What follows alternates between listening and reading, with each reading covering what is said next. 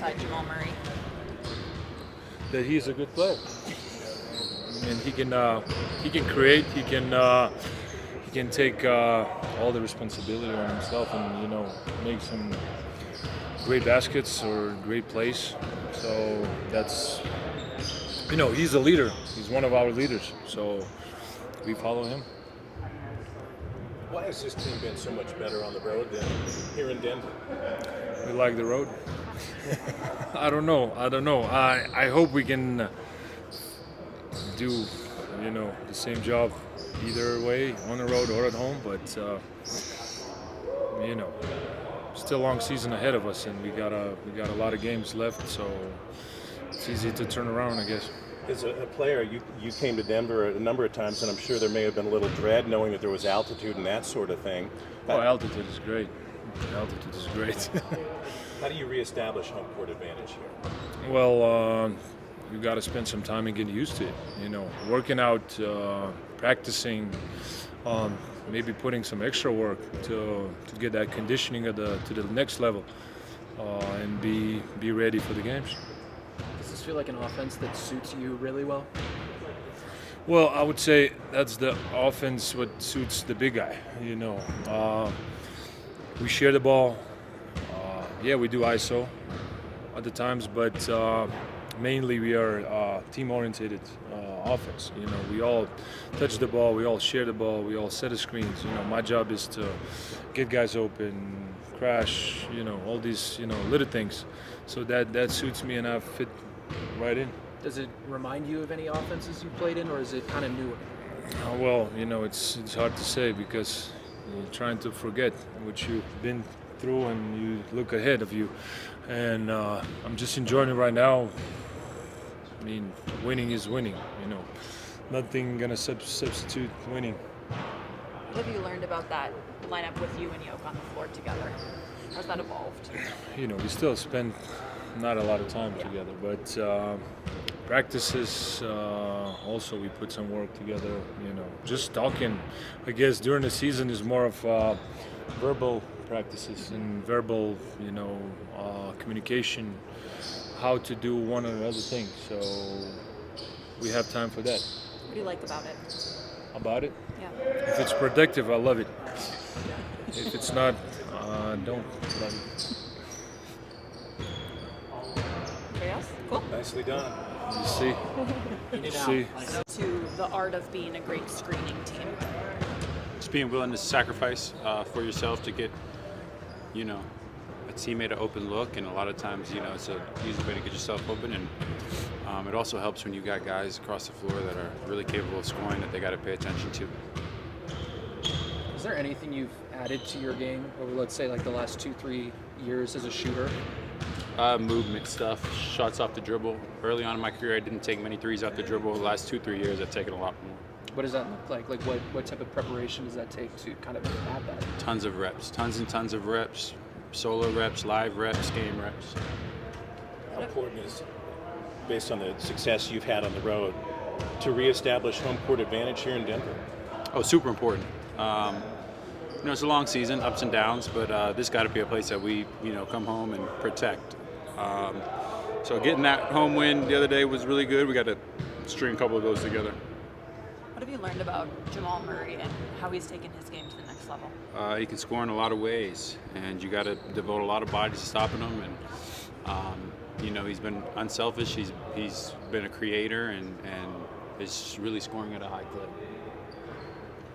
Obviously, two-way guys are always going to be eager when they have this sort of opportunity, but what's kind of stood out about Spencer just in terms of seizing what he's been able to get in the starting lineup of all things right now? Just really unselfish with his effort across the board, defensively, on the rebounding, and trying to be in the right spot on offense. He might play 20 minutes and not see the ball for a while, and then finally, swing, corner, he's ready to shoot it. And that's a tough thing to do in this league, and there's a lot of credit to him for being prepared.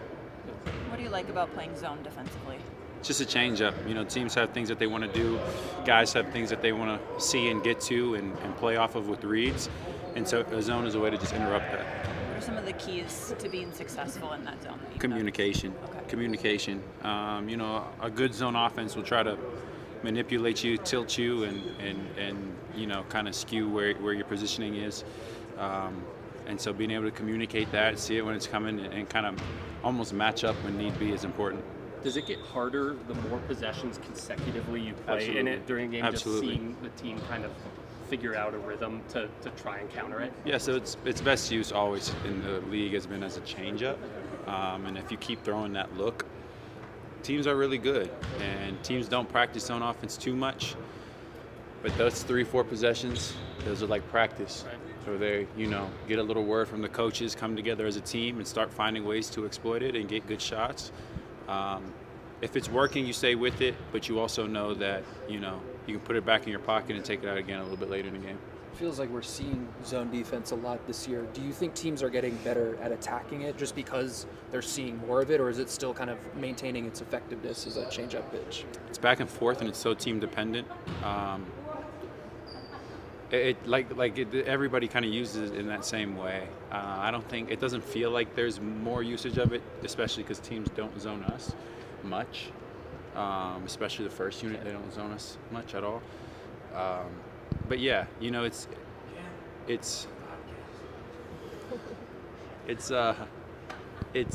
with a really good guard and really smart guys. It's you can figure it out. You guys have the best zone breaker in the league. Yeah. Maybe. Yeah. Yeah. I mean, we did it in practice in preseason, and it was just like, I was like, oh, yeah, we're probably not going to see much zone, huh? You're good. Thank you. Thank you. Ted, how do you feel about the progress the team has made defensively, kind of figuring out the scheme, especially as guys are going in and out? Yeah, it's been up and down. I think they've done a pretty good job. Spencer, obviously, his first time really getting major minutes in P-Watt. Sometimes we've had to outscore him, but it's been key stops. We try to use multiple defensive zone, cross-matching, how to double the post, how to double the free throw line to try to help us prepare us once we get to the playoffs. So once CB and AG comes back to go with Spencer and P-Watt, our depth and our length is going to cause a lot of problems. Right now, we're just trying to hold down the fort and win games by any means necessary. How much of the defense is new for this group? I would say 80%. I would say last year they were a big trapping team with the low man in. We've done that. We've had Jokic up. We've had Jokic in a drop like Rudy Gobert. I've had him guarding wings. Our 2-3 zone is different than their zone they had before. How we rotate pick and pop fives are different because I don't want Jokic in rotation going to the corner. So different schemes, and it's something that some were better than others, and some that we don't practice that much, so you use some of the games as practice. So you see some of the mistakes that we might be up that we might have to work on, but we're trying to get ready for that April, May, and June run. So a lot of stuff that we have to work out the kinks now, but it's tough because Orlando's different than Houston. Houston's going to be different than Cleveland. So we have a veteran team that knows how to put it together when the time is needed. And when you're adding that much new, how long would you say, how many games maybe would it take to start to master some of that? About January, I would say about 30 games, 30 to 35 games.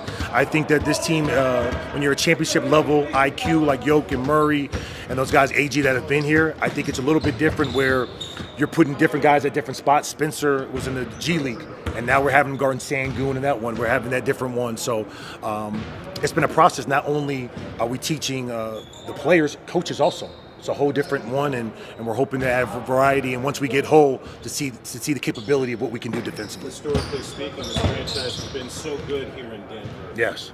Why this year, and I understand you're down 2 starters, why is this team better in terms of wins and losses on the road than they have been at home? That's a great question. I would say some of the losses is, I think it's the most difficult when I was a player was when you're on a long road trip and then you come back from a back-to-back. We had 2 of those losses. Doesn't mean it's an excuse. Chicago shot the ball out of it. So did, I think it was Sacramento. Sacramento's another time. It's hard to beat a team 4 times in 6 weeks. So that one. But I think the road one, you got to credit Jamal Murray. I think the way he's picked up his aggressiveness, his scoring, I think anyone could tell he's an all-star caliber player. And then I just think that, stars pick up, usually role players play better at home. Stars, Jokic is Jokic. And then we've had just key contributions. And I think defensively, we've been a little bit better on the road than we have at home. That said, how important is it to reestablish home court advantage? Huge. I mean, listen, from all the players, when you play at Denver, you hate the altitude and had to be able to come here. So we know it's going to be an advantage. Obviously, the record doesn't reflect it now. the law of averages come out when we get to April. We'll see what our record is, but I think it's a testament of how good we've been on the road comparatively how poor. It's hard to win road games. We're going to get a better home record. Jared, why do you think there's been a little bit more zone used around the league in general lately? Is that something that you're, as a defensive coordinator? Yeah, I just think it's so hard to guard these guards. You're asking Luka, Shea, and Anthony Edwards. You can only blitz and trap so long. It's hard to be in a drop and have them get speed to get down. The zone makes you think coaches have one or two plays. You see Houston, they want to throw the ball at the free throw line, but that takes KD's pick and roll out. So a lot of times, it's not a lot of practice time. It's not a lot of zone offense. It's not like you're playing against Jim Boeheim in Syracuse, where they have, you're going over every day. So it kind of stagnates you a little bit and takes the ball out of the Stars' hand. Well, how do you kind of feel out when to go away from it in game? Because it can be that thing that throws a team out of a rhythm offensively. Do you kind of start to recognize when they're figuring out the right True, counters yeah, for it? for sure. Portland early in the year, I played zone the whole first half, and it was good. I played zone all first half was against Minnesota. To me, it's the players that dictate it. Are they? What kind of mood are they in? Are they being lazy in the zone? I'll get them out. If they're lazy, then I'm looking to trap. Houston, we got stops, but they got offensive rebounds. So now I'm dictating of, okay, listen, Kevin Durant's in a rhythm. How do I throw off the rhythm? Sometimes, just like how it is hard to stop us, it's going to be hard to stop some of these teams. So I'm just trying to do a wrinkle to make them maybe instead of shooting 60%, they're shooting 50% to give our offense sometimes until we get our everyone back here and we can be super aggressive. How was Peyton today? Peyton was good. He did everything. It was light. These players don't practice like that. We do just going more of a mental day. He went through everything, but no, it was good to see him out there. How would you describe the All-Star campaign that Jamal Murray's putting together? They say historically that he started slow. I haven't been here. I haven't seen every time I played against him or coached against him, he never started slow against us. But no, I just think it's a testament to the summer work he's done. You can tell by his body. And I think that, the Drew Holidays of the world, you get a lot of recognition in the league, but everyone wants to be all-star. And I think the big thing for him and for us is if the team is good, you can get 2-3 guys in. I think that where we're at and how we're playing, everyone knows he's taken a whole level up.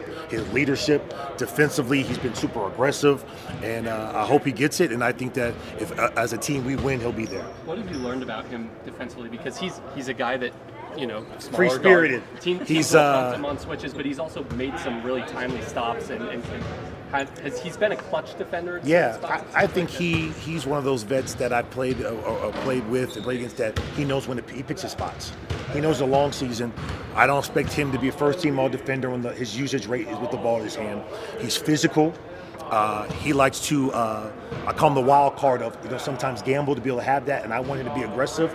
But when it comes down to time to get a stop and knowing the coverage, his IQ, putting people in the right position, he knows how to do it. The question is during a whole 82-game season, we expect him to be at a high level, and that's where the Spencers, the Aaron Gordons, the P.Y., that's their job to cover for him and Jokic and let them have to be able to do what they have to do. As a coach, how difficult is the modern practice climate in the NBA? You guys don't practice very much. You just said it's light. Does it make it difficult to kind of, implement new things? Difficult for young teams, easy for a vets team. I could send these guys YouTube links of how we're going to do coverages, and they're texting me back. We'll meet in the morning, film. When I was on the Lakers, we never practiced. It was all mental. From Braun and Rondo, it's very similar. Jokic has seen every coverage. He's done every defensive coverage. It's our job to be able to know of timing and feel of the game, when we should lay off, when we should trap, when should we go zone. That's for us a job. But for these guys, it's easy. And if they're going to be on social media and text, I'll throw them YouTube links all the time. And Jokic and Jamal are texting back immediately. So that's how you know. I can look at the views to see who's looking at it or not. So these guys are locked in. One more. What have you guys been able to learn from some of the film of these Houston games? It's obviously been kind of awkward that you've had to change up your rotation on the fly in both games, losing AG and Peyton, but just as far as them being another team in the top. Old school team that's super physical, that doesn't mind playing a lot of non-shooters in the sense of their spacing because KD and Sangoon are so elite. But with Thompson and Adams and Capella and Okogie, half the battle is is getting the right person we want to shoot the ball. The other half is rebounding. Steven Adams, he averaged 5 offensive. He didn't get an offensive rebound. That was good. But if you look at the home, when you have Thompson getting 5 offensive rebound, and so for us, the physicality, you see Jonas and Jokic getting in foul trouble. Some of those are box outs, hitting them. Because if those guys are going to crash all the time, you have to be physical and hit them. So for that one, it's a different mindset going into that game. You know the physicality and definitely the bumping's going to be at a high level. Thank you. Appreciate you guys. Thanks, Jared. That's how.